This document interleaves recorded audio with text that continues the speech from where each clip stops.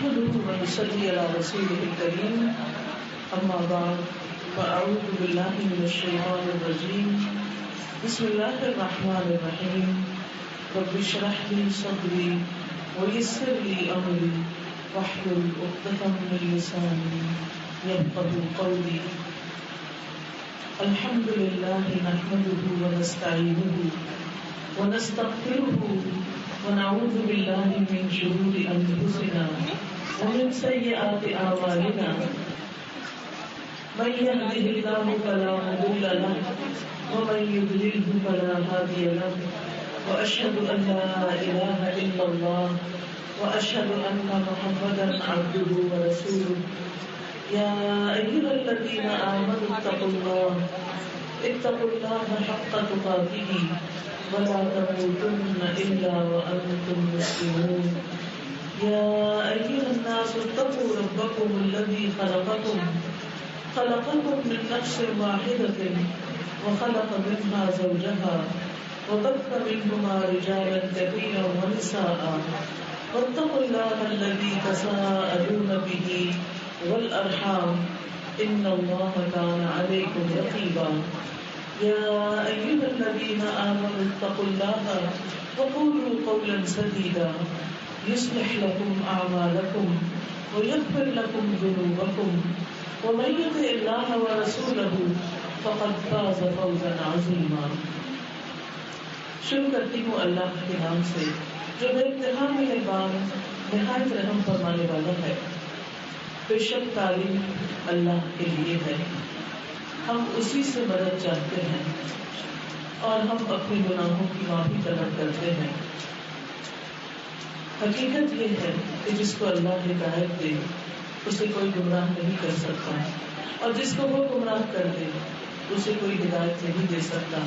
اور میں گواہی دیتا ہوں کہ اللہ کے سوا کوئی معبود نہیں، اور میں گواہی دیتا ہوں کہ محمد صلی اللہ علیہ وسلم اللہ کے بندے اور اس کے رسول ہیں. اے لوگوں جو ایمان لائے ہو اللہ سے ڈرو جیسا اس سے ڈرنے کا حق ہے، اور تمہیں موت ہرگز نہ آئے مگر اس حال میں کہ تم مسلمان ہو. اے لوگوں اپنے رب سے ڈرو جس نے تمہیں ایک جان سے پیدا کیا اور اس جان سے اس کا جوڑا بنایا، اور اس سے بہت سے مرد اور عورتیں دنیا میں پھیلا دیے. اس پالنے والے کی ناراضگی سے ڈرتے رہنا جس کا نام لے کر تم ایک دوسرے سے اپنے حق مانگتے ہو، اور رشتہ داروں کے معاملے میں خاص طور پر اللہ سے ڈرو. اے لوگوں جو ایمان لائے ہو اللہ کا تقوی اختیار کرو اور سیدھی بات کرو. اللہ تمہارے گناہوں کو معاف کر دے گا اور تمہارے حالات کی اصلاح کر دے گا، اور جو اللہ اور اس کے رسول کی اطاعت کرے گا وہ عظیم الشان کامیابی پائے گا. معزز خواتین، اس وقت میں نے آپ کے سامنے جو عبارت پڑھی ہے یہ خطبہ نکاح کی عبارت ہے. شادی کے موقع پر یہ خطبہ پڑھا جاتا ہے اور عام طور پر مردوں کے درمیان پڑھا جاتا ہے. مرد بھی سنتے ہیں، وہ بھی عربی میں سنتے ہیں. اس لیے کسی کو یہ سمجھ نہیں آتی کہ اس خطبے میں ہمارے لیے تعلیم کیا ہے، ہمیں کیا میسج دیا گیا ہے. اسلام ایک ایسا دین ہے جس کی بنیاد علم پر ہے. علم کے بغیر ایک شخص صحیح مسلمان بن نہیں سکتا، کیونکہ اللہ تعالیٰ نے ہمیں اپنی عبادت کے لیے پیدا کیا اور پھر اپنے پیغمبر بھیجے، کتابیں بھیجی کہ بندوں کو عبادت کے طریقے سکھائیں، اور انہوں نے پوری تفصیل کے ساتھ یہ طریقے ہمیں سکھا دی. ہمارے دین میں چونکہ صرف نماز روزہ ہی عبادت نہیں، شادی کرنا بھی ایک عبادت ہے، کیونکہ اس میں نبی صلی اللہ علیہ وسلم کی سنت پوری ہوتی ہے. انسان حرام کاموں سے، غلط چیزوں سے بچتا ہے، ایک نئی نسل کو پروان چڑھاتا ہے. اور اس طرح ہم اللہ سبحانہ وتعالیٰ کی اطاعت اور عبادت کر رہے ہوتے ہیں جب ہم ایک نکاح کے رشتے میں اپنے بچوں کو باندھتے ہیں. تو اس میں آپ دیکھیں کہ اس خطبے کے اندر ہمیں بہترین تعلیم دی گئی ہے کہ ہم اس رشتے کو کیسے خوشگوار بنا سکتے ہیں. ہم دو افراد کے لیے کیا ہمیں رہنمائی ملتی ہے کہ کس طرح وہ آپس میں اچھا نبھا کریں، اور کس طرح دونوں خاندان ایک دوسرے کی قدردانی کریں، اور کس طرح ایک خوشگوار اور بہترین معاشرہ وجود میں آئے. تو آئیے ہم دیکھتے ہیں کہ اس خطبے کے اندر ہمیں کیا تعلیم دی گئی ہے. سب سے پہلے اللہ سبحانہ تعالیٰ کی تعریف کی گئی ہے، کیونکہ بندے کو جب کوئی نعمت ملتی ہے تو اس کا فرض بنتا ہے کہ وہ نعمت دینے والے کا شکر ادا کرے. تو شکر ادا نہیں کر سکتا انسان جب تک کہ انسان اللہ تعالیٰ کی اس نعمت کو پہچانتا نہیں کہ یہ مجھ پر اللہ کا انعام ہے. اب شادی جو ہے یہ بھی اللہ تعالیٰ کی ایک رحمت ہے، نعمت ہے، انعام ہے، جو اللہ تعالیٰ کے اذن سے ہی عمل میں آتی ہے. اب دیکھیں کہ اولاد جب جوان ہو جاتی ہے تو ماں باپ کو ان کی شادی کی فکر ہو جاتی ہے. فکر کرنے کے باوجود صحیح رشتے کا ملنا اور پھر سارے امور طے پا جانا اور پھر اس دن کا آنا، یہ واقعی اللہ تعالیٰ کی ایک نعمت ہوتا ہے. اب جب یہ نعمت ملے تو انسان کو یہ سوچنا چاہیے کہ یہ نعمت دی کس نے؟ اللہ تعالیٰ نے دی ہے. جب یہ انسان کے دل میں آ جائے کہ اللہ نے دی ہے تو پھر نعمت دینے والے کا شکر ادا کرنا ضروری ہوتا ہے کہ اس نے ہم پر انعام فرمایا تو ہم بھی اس کو خوش کریں، ہم بھی اس کو راضی کریں اور پھر اس نعمت کو صحیح طریقے پر استعمال کریں. اس میں اللہ سے ڈرتے ہوئے صحیح طریقہ اختیار کریں کہ جس سے ہم اللہ تعالیٰ اور بندوں کے حقوق ادا کر سکیں. کیونکہ سب سے بڑا شکر اسی وقت ادا ہو سکتا ہے جب انسان اس نعمت کا استعمال صحیح کرتا ہے، اس کی قدر کرتا ہے. تو ان الحمد للہ، بے شک سب تعریف، سب شکر اللہ کے لیے ہے.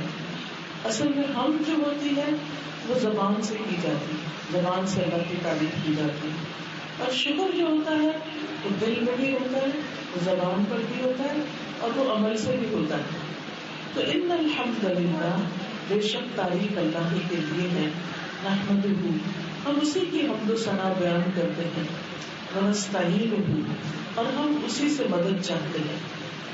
ایک مسلمان اپنے دن کی ہر نماز کی ہر رکعت میں اللہ تعالیٰ سے مدد مانگتا ہے. ایاک نعبد و ایاک نستعین، صرف تیری ہی ہم عبادت کرتے ہیں اور صرف تجھی سے ہم مدد چاہتے ہیں اپنی ساری مشکلات کے حل کے لیے، اپنے سارے پرابلمس کو سالو کرنے کے لیے. کیونکہ اللہ سے بڑی طاقت کسی اور کی نہیں اور اللہ سے بڑھ کر خزانے کسی اور کے پاس نہیں. اس لیے جو کچھ وہ دے سکتا ہے کوئی اور دے بھی نہیں سکتا. فنحمدہ ونستعینہ ونستغفرہ، اور ہم اس سے بخشش مانگتے ہیں. کس چیز کی؟ اپنی کمیوں کی، کوتاہیوں کی، غلطیوں کی، گناہوں کی. کیونکہ انسان ایک گناہگار مخلوق ہے.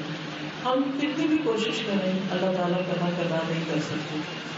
نماز نہ پڑھنا تو گناہ ہے ہی، لیکن نماز پڑھتے ہوئے اس میں اللہ تعالیٰ کی طرف توجہ نہ کرنا اور پھر جلدی جلدی اس کو پڑھنا، صحیح رکوع اور سجدے ادا نہ کرنا، جس کو بدترین چوری کہا جاتا ہے کہ نماز کی چوری ہے.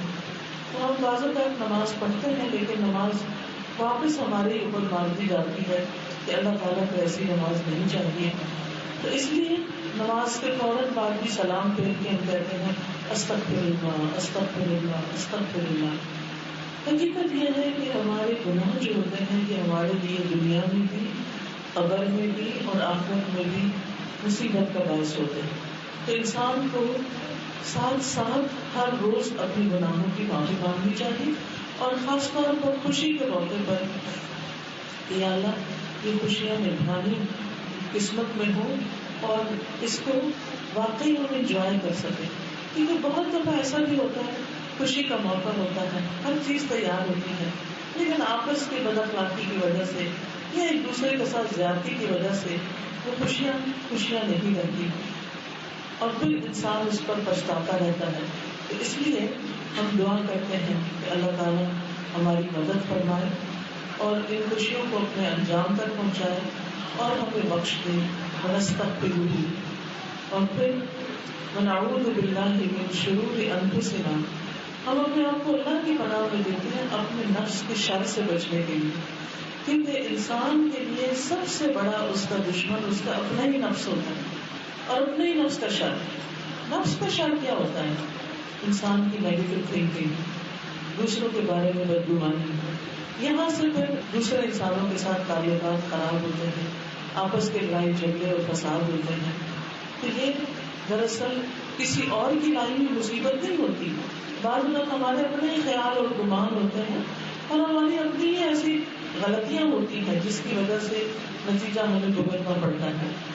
اور پھر نفس کا شر جو ہوتا ہے وہ گناہ بھی ہوتے ہیں، یعنی گناہ نفس کا شر ہوتے ہیں، کیونکہ نفس کے اکسانے پر انسان بعضوں کا غلط کام کرتا ہے. کسی نے چھوٹی سی بات کی، ہم ہرٹ ہو گئے، اس کے بعد ہم نے اس کی غیبت شروع کر دی اور اس سے ناراض ہو گئے، یا کوئی اور اس طرح کی چیزیں شروع ہو گئی. معاملہ چھوٹا سا تھا، بڑھتا بڑھتا بہت بڑا ہو گیا. خاندانوں میں آپس میں تعلقات خراب ہو گئے. آپ دیکھیے کہ بعض اوقات اتنے پیارے قریبی رشتوں کے درمیان ایسی ایسی ناراضگیاں ہوتی، بہن بھائیوں کے درمیان ناراضگیاں، وہاں بول چال بن گئی. کبھی ماں باپ اور بچوں کے درمیان غلط فہمیاں شیطان نے ڈال دی اور اس کی وجہ سے ناراضگی. کبھی ہسبینڈ وائف کے درمیان بول چال بن گیا اور آپس میں ایک دوسرے سے کوئی تعلق نہیں. کبھی سسرال والوں کے ساتھ نہیں بن رہی، کبھی جاب پر ہے تو کولیگس کے ساتھ نہیں بن رہی. تو یہ ساری چیزیں جو ہیں یہ ہمارے نفس کا شر ہوتی ہیں. تو ہم اس سے بچنے کے لیے اپنے آپ کو اللہ کی پناہ میں دیتے ہیں.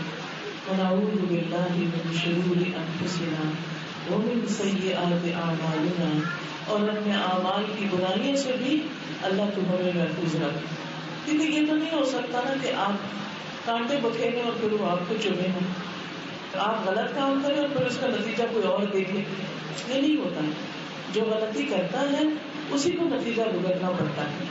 تو اس لیے یا اللہ ہم انسان ہیں، خطا کار ہیں، ہم سے غلطیاں ہوتی ہیں، لیکن تو ہمیں معاف کر دے کہ ہمیں اس کا برا نتیجہ نہ بھگتنا پڑا دنیا میں یا آخرت میں یا قبر میں یا کہیں پر بھی.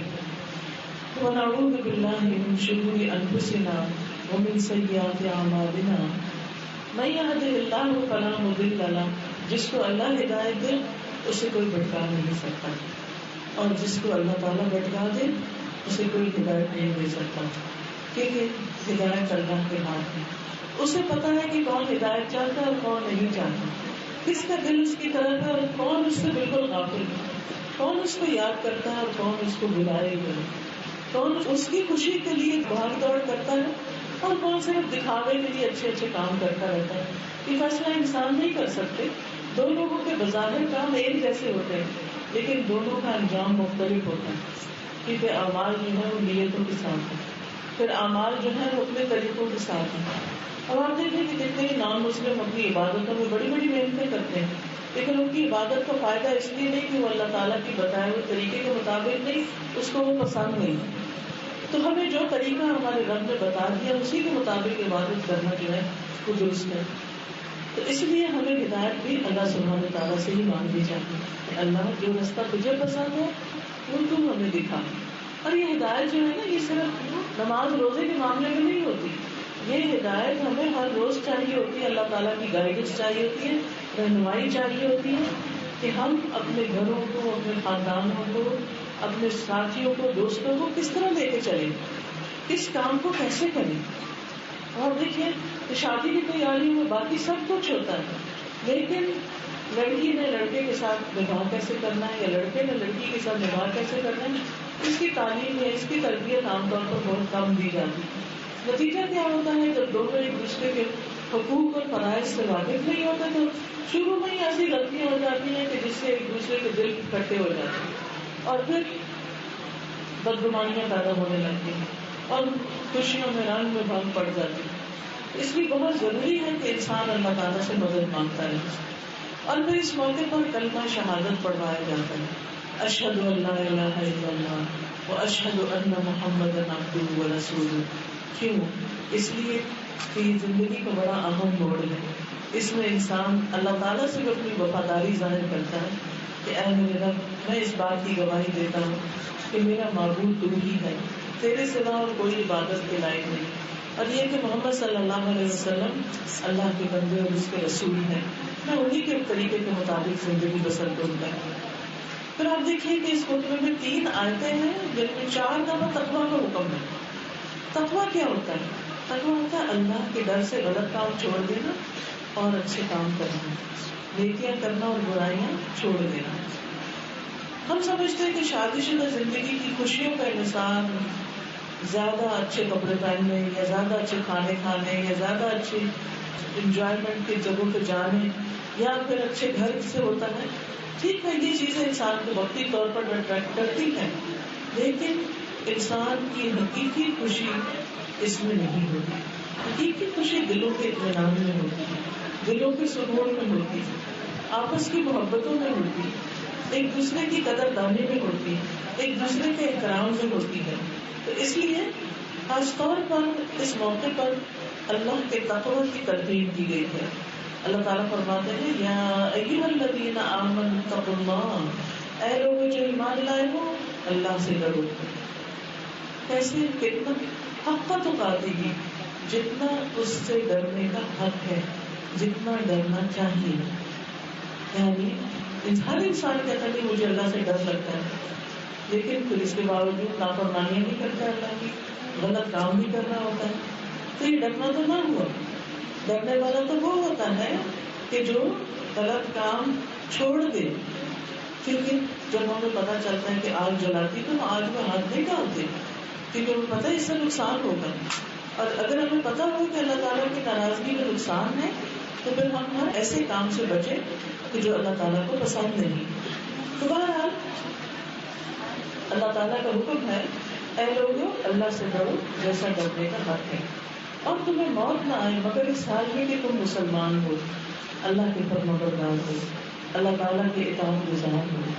تو اس لیے شادی کے بعد انسان اللہ کی عبادت سے، اللہ کی رضامندی کے کاموں سے غافل نہ ہو. یعنی انسان بعض اوقات یہ کہ اپنی شوہر کو خوش کرنے میں لگا رہتا ہے اور اس کی خوشی میں اللہ کو ناراض کر دیتا ہے، نماز چھوڑ دیتا ہے یا دوسرے انسانوں کے حقوق چھوڑ دیتا ہے. تو اس میں بیلنس رکھنے کی ضرورت ہے. تو تمہیں موت نہ آئے، یعنی اس کے بعد ظاہر ہے کہ انسان کی زندگی شادی کے موقع پر اپنی پیک پہ پہنچ جاتی ہے، پھر آہستہ آہستہ آہستہ دنیا سے واپسی کا سفر شروع ہو جاتا ہے. ہم سمجھتے ہیں کہ ہماری نعمتوں میں اضافہ ہو رہا ہے، یقیناً ہوتا ہے. اللہ تعالیٰ اولاد دیتا ہے، مال میں ترقی دیتا ہے، گھر بار کاروبار میں ترقیاں ہوتی ہیں، انسان آگے بڑھتا چلا جاتا ہے. لیکن وَلَا تَمُوتُنَّ إِلَّا وَأَنْتُمْ مُسْلِمُونَ، تمہیں موت آئے تو اسلام ہی کی حالت میں آئے، یعنی اللہ تعالیٰ کی فرمانبرداری اور اللہ کی خوشی میں. کیونکہ آپ دیکھیے کہ مرنے کے بعد ہم اللہ سبحانہ تعالیٰ کے حضور حاضر ہوں. یاد رکھیے کہ ہمیں کتنی بھی لمبی زندگی مل جائے واپس ہوں گے اللہ کے پاس ہی آنا، اس میں تو کوئی شک ہی نہیں. خوش قسمت وہ ہے کہ جو وہاں جانے کی تیاری کرتا ہے اور ان کاموں کی فکر کرتا ہے جو اللہ تعالیٰ کو پسند ہے. اب دیکھیں کہ بچی کی شادی کا مرحلہ ہو تو انسان کتنی تیاریاں کرتا ہے، اس نے اگلے گھر میں جانا، ہر چیز پوری ہو، میکے والے سسرال والے مل کے بہت سی تیاریاں کرتے ہیں. جس گھر میں بچی جا رہی ہوتی ہے وہاں بھی تیاریاں ہو رہی ہوتی ہیں اور والدین بھی تیار کر کے رخصت کرتے ہیں. تو ایسی صورت میں انسان کو اس بات کی فکر ہونی چاہیے کہ جیسے میں دنیا میں ایک گھر سے دوسرے گھر میں جا رہی ہوں تو تیاری کر رہی ہوں، اسی طرح ہمیں اس دنیا سے دوسری دنیا، دنیا کے گھر سے آخرت کے گھر میں جانے کے لیے بھی تیاری کی ضرورت ہے. اور اگر کوئی شخص کوئی بھی سفر شروع کر دیتا ہے بغیر تیاری کے تو پھر آپ دیکھیں اس کو کیسی کیسی پریشانیاں ہو سکتی. تو آخرت کا سفر جو ہے اس کی بھی تیاری ہونی چاہیے. وہاں کیا پوچھا جائے گا، ان چیزوں کا سوال ہوگا. وہاں اللہ تعالیٰ کو کیا چاہیے، ہم سے کیا پسند ہے، وہ ہم ساتھ لے کر جائیں. نبی صلی اللہ علیہ وسلم نے ایک موقع پر فرمایا تھا آگ سے بچو، آپ کو جھوٹ کا آدھا ٹکڑا ہی دے کر کیوں نہ بچو. پھر ہم دوسری آیت کو دیکھتے ہیں جو خطبہ نکاح کی ہے. یا ایھا الناس اتقوا ربکم، اے لوگوں اپنے رب سے ڈرو، الذی خلقکم من نفس واحدہ، جس نے تمہیں ایک جان سے پیدا کیا. کہنے کا مقصد کیا ہے کہ تمام انسان ایک ماں باپ کی اولاد ہے، ہم سب آدم کی اولاد ہیں، ایک جان سے پیدا ہوئے ہیں. آدم علیہ السلام سب کے باپ ہیں. تو پھر آپس میں یہ اونچ نیچ کیسی، فلاں کی یہ ذات ہے، اس کی یہ ذات ہے، اس کی وہ ذات ہے. دیکھنا یہ چاہیے کہ انسان خود کیا ہے. بعض اوقات بڑی اچھی ذات کے بچے جو ہیں وہ نکمے نکلتے ہیں، بڑے اچھے گھرانوں کے بچے جو بالکل بیکار ہوتے ہیں، اور بعض اوقات ایک معمولی بیک گراؤنڈ سے ایک انسان جو ہے وہ بہت قابل ہوتا ہے. تو انسان کی ظاہر ویلیو ہے کہ وہ خود کیا اخلاق رکھتا ہے، کیا اس نے محنت کی ہے زندگی میں، کیا اس کی قابلیت ہے، اس پر اس کو پرکھنا چاہیے. اور سب سے بڑا معیار جو ہمیں دیا گیا ہے وہ تو تقویٰ کا ہے. بہرحال یا ایھا الناس اتقوا ربکم الذی خلقکم من نفس واحدۃ، جس نے تمہیں ایک جان سے پیدا کیا، وخلق منہا زوجہا، اور اسی سے اس کا جوڑا بنایا. آدم علیہ السلام کی پسلی سے حضرت حوا کو پیدا کیا، جیسا کہ احادیث سے ہمیں پتہ چلتا ہے. حضرت حوا سر سے نہیں پیدا ہوئی، نہ پاؤں سے پیدا ہوئی، وہ پسلی سے پیدا ہوئی ہیں. یہ کمپینین ہے. عورت اور مرد دونوں، ہسبینڈ وائف دونوں ایک دوسرے کے کمپینین ہوتے ہیں، ایک دوسرے کا سہارا ہوتے ہیں، ایک دوسرے کے لیے سکون کا باعث ہوتے ہیں، ایک دوسرے کے لیے سپورٹ ہوتے ہیں. تو اس لیے ہمیں اس معاملے میں نہ تو خود ایروگینس کا شکار ہونا چاہیے کہ میں تو بہت بڑے خاندان سے تعلق رکھتی ہوں اور ہسبینڈ کا اسٹیٹس جو ہے وہ اس کے مقابلے میں کم ہے. نہیں، ایک عورت جب شادی کے بعد اپنے شوہر کے ساتھ رہنا شروع کرتی ہے تو پھر اس کا جو تعلق ہے وہ اس کے میکے نہیں رہتے، پھر اس کا نیا گھر، اس کا ہسبینڈ، اس کا نیا خاندان جو ہے وہ اس کی پہچان بن جاتا ہے. تو اس لیے انسان کو جن انسانوں کے درمیان وہ رہتا ہے ان کے ساتھ اچھے ویوہار کی ضرورت ہے، ان کے ساتھ مل جل کر رہنے کی ضرورت ہوتی ہے. من نفس واحدۃ وخلق منہا زوجہا وبث منہما رجالا کثیرا ونساء، اور پھر ان دونوں سے بہت سے مرد اور عورتیں دنیا میں پھیلا دی. آج آپ دیکھیں کتنی آبادی ہے دنیا کی، کروڑوں میں، بلین اور ٹریلین میں، اور یہ سب آدم اور حوا کے بچے ہیں. اس اعتبار سے ہر انسان اہمیت کے لائق ہے، ہر انسان کی قدر کرنی چاہیے. صرف کسی کو اس کی کسی دنیاوی شان و شوکت کی بنا پر عزت نہیں دینی چاہیے. اللہ نے انسان کو، چاہے وہ کوئی بھی ہے، اسے تمام مخلوق پر فضیلت دی ہے باقیوں پر. یعنی جتنے بھی حیوانات ہیں، جانور ہیں، چرند پرندے، سب سے افضل انسان کو بنایا ہے. تو انسان کو اللہ تعالیٰ نے عزت بخشی ہے، وَلَقَدْ كَرَّمْنَا بَنِي آدَمَ. تو ہمیں بھی ایک دوسرے کو عزت اور احترام دینا چاہیے. کوئی بھی ہو وہ توجہ کے لائق ہے، محبت کے لائق ہے. اور پھر وَبَثَّ مِنْهُمَا رِجَالًا كَثِيرًا وَنِسَاءً وَاتَّقُوا اللَّهَ الَّذِي تَسَاءَلُونَ بِهِ وَالْأَرْحَامَ، اور ڈرو اللہ سے جس کا نام لے کر تم ایک دوسرے سے اپنے حقوق مانگتے ہو. کیونکہ شادی کے بعد عورت کہتی ہے میرا حق، مرد کہتا ہے میرا حق، اور پھر چونکہ اللہ کا نام لے کر نکاح کیا جاتا ہے تو پھر اس کا واسطہ دیا جاتا ہے کہ ان گواہیوں کے ساتھ میں تمہارے پاس آئی ہوں، تم میرے ساتھ انصاف کرو. اور اسی طرح شوہر کے لیے بھی تو یہاں پر یہ بتا دیا گیا کہ تم کوئی رشتہ داریوں کے بارے میں خاص طور پر اللہ سے ڈرو. حدیث میں آتا ہے جو شخص یہ چاہتا ہے اس کی عمر میں برکت ہو، اس کے رزق میں اضافہ ہو، اسے چاہیے کہ رشتہ داروں کے ساتھ اچھا سلوک کرے. خاص طور پر خونی رشتے جو ہیں ان کے ساتھ حسن سلوک. اور حسن سلوک کا مطلب یہ نہیں کہ وہ اچھے ہیں تو میں اچھا ہوں نا، وہ جو بھی ہے ان کا اخلاق ان کے ساتھ ہے اور میرا اخلاق میرے ساتھ ہے. مجھے اپنے لیے اچھا کرنا، کسی پر احسان نہیں جتانا. تو اس موقع پر انسان پھر کیا کرے؟ اچھے اخلاق کا مظاہرہ کرے، دوسرے کے ساتھ اچھا معاملہ کرے. اور اس کا فائدہ کس کو ہوگا؟ جو اچھا کرے گا تو اس کی عمر میں اضافہ ہوگا، اس کے رزق میں اضافہ ہوگا. یہ دو ہی چیزیں ہیں جن کی زیادتی کی ہمیں خواہش ہوتی ہے کہ ہم جیے سال ہاں سال اور وہ ہمارے پاس رزق فارغ البال، یعنی بہت زیادہ کثرت کے ساتھ. تو اس لیے بہت ضروری ہے کہ ہم ان اسباب کو دیکھیں جن کی بنا پر انسان کی جان، مال، اولاد میں برکت ہوتی ہے. پھر فرمایا ان اللہ کان علیکم رقیبا، بے شک اللہ تعالیٰ تم پر نگرانی کر رہا ہے. یعنی وہ خود دیکھ رہا ہے کہ کون کس کے ساتھ اچھا سلوک کرتا ہے اور کون کس کے ساتھ کہاں زیادتی کرتا ہے، غلطی کس کی ہے، قصور کس کا ہے، کوتاہی کس کی ہے، سب اس کو پتا ہے. بعض اوقات ایسا ہوتا ہے کہ ہسبینڈ وائف کے بیچ میں بہت بدمزگیاں پیدا ہو جاتی ہیں، لیکن جب لوگوں کے سامنے آتے ہیں تو ہر ایک اپنی اپنی بات بتا کے دوسروں کے ہمدردی حاصل کرتا ہے. کبھی ہسبینڈ اگر چل زبان ہو تو اس کی بات بن جاتی ہے اور وائس ورسا. لیکن انسان کتنا بھی اپنی اسپیکنگ پاور سے کام لے کے اپنی غلطی کو غلطی نہ مانے اور دوسرے کو غلط ثابت کرنے کی کوشش کرے تو وہ دنیا میں تو ہو سکتا ہے لوگ اس کو سچا مانے، اگر اللہ کے ہاں کوئی اس کو سچا نہیں مانے گا اس کی نجات نہیں ہو سکتی. لہٰذا ایک دوسرے سے معاملہ کرتے ہوئے کیا بتایا گیا، یاد رکھو ان اللہ کان علیکم رقیبا، وہ اللہ تم پر نگرانی کر رہا ہے. تو تم کرتے کیا بولتے ہو، کیا سوچتے ہو، کس کے خلاف کیا چال چل رہے ہو، یہ سب باتیں اس کے علم میں ہیں. لہٰذا اس سے ڈرو. اور جب انسان اللہ سے ڈرتا ہے تو اپنی زبان کو بھی کنٹرول کر لیتا ہے، وہ اپنی تھنکنگ پر بھی پہرا رکھتا ہے، اپنا محاسبہ کرتا ہے. وہ جب دوسروں کے ساتھ معاملہ کرنے لگتا ہے تو اس وقت بھی وہ اپنا محاسبہ کرتا ہے. ان اللہ کان علیکم رقیبا. پھر تیسری اور آخری آیت کیا ہے، یا ایھا الذین آمنوا اتقوا اللہ، اے لوگوں جو ایمان لائے ہو اللہ سے ڈرو. اور پھر چوتھی بار اب تقویٰ کا حکم آ رہا ہے کہ اللہ سے ڈرو. وقولوا قولا سدیدا، اور سیدھی بات کیا کرو، درست بات کرو، ادھر ادھر ہیر پھیر نہیں کرو باتوں.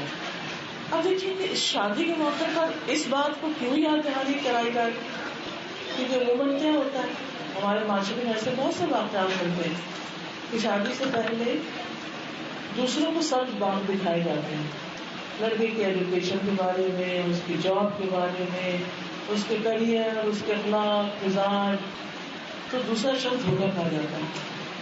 اور جب حقیقت میں جب نباہ کرنے کی باری آتی ہے تو کچھ نہ کچھ ہوتا نظر آتا ہے. یہ دھوکہ کون دے سکتا ہے؟ اللہ سے ڈرنے والا دھوکہ نہیں دے سکتا، کیونکہ اس کو پتا ہے اگر میں نے کسی کو نقصان دیا تو وہ میرے آگے ہی آ جائے گا، مجھے بھگتنا ہوگا اس کو. تو وہ دوسرے کے ساتھ زیادتی اس لیے بھی کرنے سے بچتا اور ڈرتا ہے. کیوں؟ اس لیے کہ جب کوئی کسی پر زیادتی کرتا ہے تو وہ اس کے اپنے سامنے بھی آ سکتی. وہ ایسا نہیں ہوتا جس پہ ہو رہی ہے بس وہی پکڑ میں ہے، زیادتی کرنے والا بھی پکڑ میں آتا ہے. تو شادی کے موقع پر فیکٹس چھپانے نہیں چاہیے، حقائق کو پوشیدہ نہیں رکھنا چاہیے. دونوں طرف اپنی اپنی کمی کوتاہی کوئی کمزوری ہے تو ایک دوسرے سے شیئر کر لیں، اس کو بتا دیں، تاکہ کل کوئی یہ نہ سمجھے کہ اس کو چیٹ کیا گیا، اس کے سامنے صحیح حقیقت نہیں رکھی گئی. تو یہ اللہ تعالیٰ کی تعلیم ہے. قولوا قولا سدیدا. اس کا فائدہ کیا ہوگا؟ ہم ڈرتے ہیں کہ اگر اسٹریٹ فارورڈ کوئی بات کی سیدھی تو دوسرا مائنڈ کر جائے گا، کیا پتا رشتہ ہی نہ ہو. اللہ سے ڈرو، بندوں سے نہیں ڈرے. کوئی آپ کو نقصان نہیں دے سکتا اگر اللہ تعالیٰ نہیں دینا چاہتا، اور کوئی بچا نہیں سکتا اگر اس کے یہاں کچھ لکھا ہے. اس لیے قولوا قولا سدیدا. فائدہ کیا ہوگا؟ یصلح لکم اعمالکم، وہ تمہارے اعمال کی اصلاح کر دے گا، تمہارے حالات درست کر دے گا. وَيَغْفِرْ لَكُمْ ذُنُوبَكُمْ، اور تمہارے گناہوں کو معاف کر دے گا. یعنی جب تم اللہ سے ڈرو گے اور اللہ سے ڈر کے معاملہ کرو گے تو پھر تمہیں اللہ سبحانہ تعالیٰ کی طرف سے مدد ملے گی. اور یہی وجہ ہے کہ کچھ لوگ جو اللہ سے تعلق رکھتے ہیں، دعائیں کرتے ہیں، اس کو یاد کرتے ہیں، اللہ سبحانہ تعالیٰ ان کی ایسے ایسے راہوں سے مدد کرتا ہے کہ انسان سوچ بھی نہیں سکتا. قرآن مجید کی ایک آیت ہے وَمَن يَتَّقِ اللَّهَ يَجْعَل لَّهُ مَخْرَجًا، جو اللہ سے ڈرتا ہے اللہ تعالیٰ اس کے لیے ہر مشکل کے سے نکلنے کا راستہ بنا دیتے ہیں. بالکل اندر دروازہ بند نظر آتا ہے لیکن اللہ تعالیٰ کہیں نہ کہیں سے اس کو نکلوا دیتے ہیں. فَيَغْفِرْ لَكُمْ ذُنُوبَكُمْ وَمَن يُطِعِ اللَّهَ وَرَسُولَهُ، جو اللہ اور اس کے رسول کی اطاعت کرے گا، فرما برداری کرے گا، فَقَدْ فَازَ فَوْزًا عَظِيمًا، وہ عظیم الشان کامیابی پائے گا. ہم میں سے ہر شخص کامیابی چاہتا ہے، سکسیس کا محتاج ہے. اس دنیا میں اور اس کے بعد بھی ہم کامیاب ہوں. اللہ ہم سب کو جہنم کی آگ سے بچائے، لیکن اس کامیابی کے لیے سخت محنت کی ضرورت ہے، دلوں کو وسیع کرنے کی ضرورت ہے، اور خاص طور پر شادی کے اس رشتے میں، کیونکہ دو اجنبی لوگ نکاح کے رشتے میں باندھ کے اکٹھے ہوتے ہیں، اللہ کی سنت پر عمل کرتے ہیں جو اس نے ہمارے لیے رکھی. لیکن پھر کیا ہوتا ہے کہ بعد میں ایک دوسرے کی قدر نہیں کرتے، تو اس لیے بہت ضروری ہے کہ دونوں کے کچھ ڈیوٹیز اینڈ رائٹس ہیں ان کا ذکر کر دیا جائے. سب سے پہلے ہسبینڈ کی ذمہ داری. قرآن مجید میں آتا ہے وَعَاشِرُوهُنَّ بِالْمَعْرُوفِ، ان کے ساتھ اچھے طریقے سے زندگی بسر کرو، معروف طریقے سے. اور پھر وَإِن كَرِهْتُمُوهُنَّ، اگر وہ تمہیں ناپسند بھی ہوں، فَعَسَىٰ أَن تَكْرَهُوا شَيْئًا وَيَجْعَلَ اللَّهُ خَيْرًا كَثِيرًا، ہو سکتا ہے تم ایک چیز ناپسند کرو اور اللہ تعالیٰ اس میں بہت بڑی بھلائی رکھ دے. یاد رکھیے دنیا میں جتنی بھی چیزیں ہیں اللہ نے پیدا کی ان سب میں فائدہ بھی ہے نقصان بھی ہے. کسی کا فائدہ زیادہ ہے، کسی کا نقصان زیادہ ہے. اب دیکھیے شراب جو ام الخبائث کہلاتی ہے قرآن مجید میں، اس کے بارے میں بھی کہا گیا نا کہ فیہ منافع للناس، اور پھر اس میں لوگوں کے لیے فائدے ہیں. فاسمہما اکبر من نفعہما، اور اس کا گناہ جو ہے اس کے فائدے سے کہیں زیادہ ہے، تو اس لیے تم یہ چھوڑ دو. اسی طرح باقی کام بھی کہ انسان جب اللہ سبحانہ وتعالیٰ کی خوشی میں ایسے کاموں کو چھوڑ دیتا ہے جو اللہ کو ناراض کرنے والے، تو یہی دراصل تقویٰ کہلاتے ہیں. تو پہلی ہدایت کیا ہے مردوں کو کہ بیویوں کے ساتھ حسن سلوک سے پیش آؤ. تمہیں ان پر سختی کرنے کا کوئی حق نہیں، سوائے اس صورت کے جب ان کی طرف سے کھلی نافرمانی سامنے آئے، یعنی وہ اپنے ہسبینڈ کی پرواہ نہ کرے اور کسی اور کے ساتھ چل پڑے. جیسے ویسٹرن معاشرے میں اس کو برا نہیں سمجھا جاتا، لیکن ہمارے یہاں یہ چیز پسندیدہ نہیں ہے. تمہارا ایسے موقع پر شوہر جو ہے وہ اپنی بیوی کے ساتھ سختی کر سکتے، لیکن چھوٹی چھوٹی بات پر کہ نمک کی زیادہ جو کھانے میں یہ کیا ہو گیا وہ کیا، چھوٹی چھوٹی چیزوں کو ایشو بنا لینا اور اس پہ ناراض ہو جانا اور اس کو موڈ آف کر لینا اور دنوں ایک دوسرے سے نہ بولنا، یہ بڑی زیادتی کی بات ہے. لیکن کتنے دن کا ساتھ ہوتا ہے؟ آپ سب جو زندگی کا ایک بڑا حصہ گزارے ہوئے ہیں، اتنے سال گزر گئے، بچے بھی جوان ہو گئے اور ان کی بھی شادیاں ہو گئی، آگے ان کے بچے ہو گئے ہیں. زندگی گزرتے ہوئے انسان کو پتہ ہی نہیں چلتا. تو جو زندگی انسان کسی کے ساتھ گزارے اس میں اچھی یادیں چھوڑے، تو اس کے لیے کیا ہے عاشروہن بالمعروف فإن کرہتموہن، اگر تمہیں ان سے نفرت بھی ہے، فعسیٰ ان تکرہوا شیئا ویجعل اللہ فیہ خیرا کثیرا، ہو سکتا ہے ایک چیز تمہیں ناپسند اور اللہ تعالیٰ اسی میں بہت بڑی بھلائی رکھ دے. ہو سکتا ہے اس کی وجہ سے تمہیں اتنا رزق ملے جس کا تم شمار نہ کر سکو. ہو سکتا ہے اس کی وجہ سے تمہیں سیدھی راہ مل جائے، وہ تمہاری نیکیوں پر تمہارے لیے مددگار ہے. کچھ کہا نہیں جا سکتا، کسی انسان کے بارے میں انسان نہیں جانتا تو اندر سے کیسا ہے. تو بہت سی ایسی بات ہے کہ جن کو میں جانتی ہوں کہ جب دین نہیں بنا تھا لاس تھی جو ہی قرآن سمجھ آئی تو زندگی کچھ سے کچھ بن گئی، کچھ اور ہی بن گئی. تمہارا پہلا حکم مردوں کو یہ ہے کہ عورتوں کے ساتھ بڑے طریقے سے زندگی بسر کریں. پھر اس کے بعد ان کے اوپر لازم کیا کہ وہ حسن سلوک اختیار کریں اور نرمی سے بات کیا کریں. اور پھر شوہر بیوی سے اس طرح ٹریٹ نہ کرے جیسے کہ اپنے خادم یا غلام سے کرتا. اس کے اوپر کیا لازم ہے کہ وہ بیوی پر خرچ کرے، اس کو نام لڑکا دے. لیکن obviously کبھی کبھی مردوں میں جاب نہیں ہوتی، کام کاروبار نیچے آ جاتا ہے، تو پھر اس صورت میں ہر عقل مند عورت یہ سمجھتی کہ اب میرے تعاون کرنے کی جگہ ہے، مجھے کچھ مانگنے ڈیمانڈ کرنے کی نہیں ہے. اس وقت انسان یعنی کہ شوہر کے ساتھ اور شوہر بیوی کے ساتھ تعاون کرے. اچھا بہرحال شوہر کے اوپر لازم ہے کہ بیوی کے اخراجات برداشت کرے جو جائز اور معلوم ہے، اور اس کو تنگی نہ دے، اس کو جیب خرچ دے، اس کو حق مہر دے، اور اس کو جیسا خود کھائے ویسا کھلائے، جو خود پہنے ویسا پہنائے. یعنی تینوں پہنے، یہ نہیں کہ مردانہ سوٹ عورت بھی پہنے. مطلب یہ ہے کہ جس کوالٹی کے ساتھ وہ خود ڈریس اپ ہوتا ہے اسی کوالٹی کے ساتھ یعنی اسی اسٹیٹس میں بیوی کو بھی رکھے. کیونکہ بیوی کا یا عورت کا اسٹیٹس اس کے شوہر کے ساتھ ہوتا ہے، اس کے خاندان جو پچھلا گزر چکا اس کے ساتھ نہیں ہوتا. اسی طرح یہ کہ شوہر کو یہ حکم دیا گیا کہ وہ بیوی کے ساتھ درگزر اور معافی کا سلوک کرے. یا ایھا الذین آمنوا ان من ازواجکم واولادکم عدوا لکم فاحذروہم وان تعفوا وتصفحوا وتغفروا فان اللہ غفور رحیم. کہ تمہاری اولاد میں سے تمہارے دشمن بھی ہو سکتے اور تمہاری ازواج میں سے، ان سے بچ کے رہو. اور اگر تم معاف کر دو گے، تقوی اختیار کرو گے تو اللہ بھی غفور رحیم. اور پھر بخشش کے لیے 3 لفظ تینوں اکٹھے آ گئے. تو اس سے ہمیں کیا سبق ملتا ہے کہ ہمیں ایک دوسرے کو معاف کرتے رہنا چاہیے. اس کے بغیر زندگی کی گاڑی نہیں چل سکتی. پھر اس کے بعد عورت پر بھی کچھ ذمہ داریاں. عورت پر سب سے پہلی ذمہ داری یہ ہے کہ وہ اپنے شوہر کی بات مانے، جائز معروف چیز میں. اگر وہ اسے غلط کام کو حکم دے تو وہ نہیں مانے، لیکن باقی اچھی طرح نباہ کرنا جانے. پھر اسی طرح عورت پر ایک ذمہ داری بھی رکھی گئی کہ وہ اپنے شوہر کا دل خوش کرے، اس کی ضروریات کو پورا کرے. پھر اسی طرح عورت کی ذمہ یہ ہے کہ اپنے شوہر کے لیے زیب و زینت کرے، ایک انتظار میں رہیں گے. کیونکہ شادی کا مقصد کیا ہے کہ دونوں جوڑے کے اندر ایسی محبت ہو کہ شوہر بیوی کی حفاظت کرنے والا اور بیوی شوہر کو پروٹیکٹ کرنے والا، ایک دوسرے کو سپورٹ دینے والے ہوں، سپورٹو رول میں. اور ایک چیز جو بہت فائدہ دیتی ہے وہ ہے زبان کا کنٹرول کر لینا غصے میں. اگر انسان یہ کر لے تو بہت سے مسئلے پیدا ہی نہیں ہوتے، اور اگر پیدا ہو جائے تو جلدی حل بھی ہو جاتے ہیں. تو اس کا بہت لحاظ رکھنے کی ضرورت ہے. پھر اسے شوہر کے لیے زیب و زینت کرنا، تیار ہونا، اس میں نیت یہی ہو کہ میں اپنے ہسبینڈ کے لیے سب کچھ کر رہی ہوں. لیکن افسوس ہے کہ آج کی خواتین بازو کا ہسبینڈ کے لیے تو وہ نہیں کرتی تھی. بازار جانے کے وقت یا کہیں گھومنے پھرنے کسی پارٹی میں جانے کے لیے وہ سب کچھ کر لیتی ہیں. تو شوہر کا حق سب سے زیادہ ہے اس معاملے میں. پھر اسی طرح شوہر کی جان مال گھر کی حفاظت کرنا بھی عورت کی ذمہ داری ہے.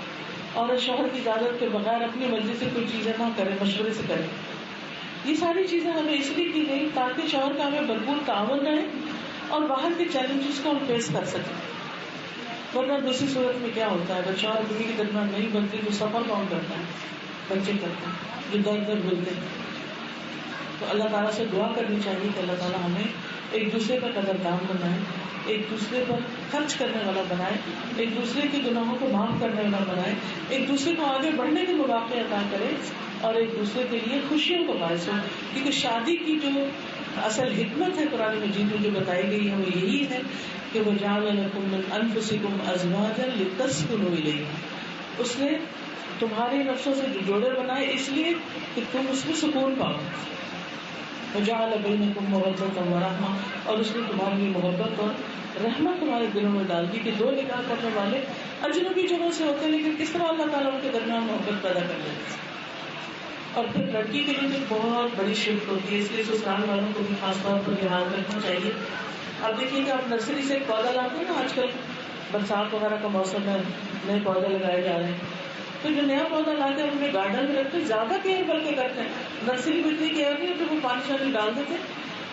تو اس پودے کو جڑ پکڑنے کے لیے کیا چاہیے ہوتا ہے؟ وقت چاہیے ہوتا ہے. ایک لڑکی جو نئی نئی دوسرے گھر میں جاتی ہے اس کا مقابلہ کس سے شروع ہو جاتا ہے؟ ایک عمر رسیدہ منجی ہوئی تجربہ کار ہوتی ہے. میری امی جو چائے ایسے پکاتی ہے تمہیں تو چائے نہیں پکانی آتی. اس سے ہسبینڈ وائف کے بیچ میں دل خراب ہونے لگتی. تو ان چیزوں سے بچنے کی ضرورت. اور پھر اسی طرح یہ ہے کہ جب بچی ایک نئی گھر میں آتی ہے تو اس کو کچھ ٹائم دینا چاہیے کہ گھر والوں کو سمجھے، کچھ خوشیوں کے دن گزارے، ریلیکس کرے، اور پھر اس کے ساتھ وہ بھی گھر والوں کے ساتھ تعاون کرے، اور پھر آہستہ آہستہ زندگی کے کام کاج میں شریک ہو گرمی سردی میں. اور اس طرح ہم مل جل کے انسان گھر بناتا ہے. ایک آخری چیز جس کا ذکر یہاں کرنا چاہوں گی کہ شادی جو ہے